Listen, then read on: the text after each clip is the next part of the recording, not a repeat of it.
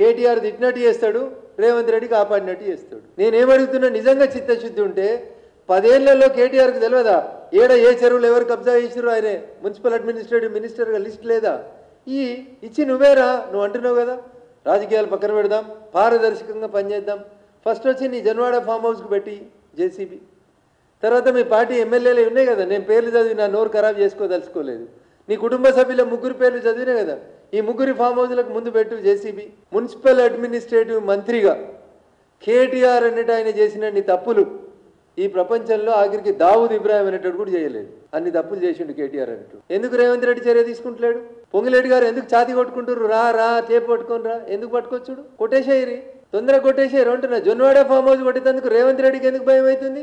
కవిత farm house కొట్టడంలో ఇబ్బంది ఏముంది? సొంత పార్టీ పల్లం రాజుది కొట్టేసారు కదా, కేంద్ర మంత్రిగా చేసిన ఆయనది. కవితను ఎందుకు కాపాడుతున్నారు? కేటీఆర్ని ఎందుకు కాపాడుతున్నారు? హరీష్ని ఎందుకు కాపాడుతున్నారు?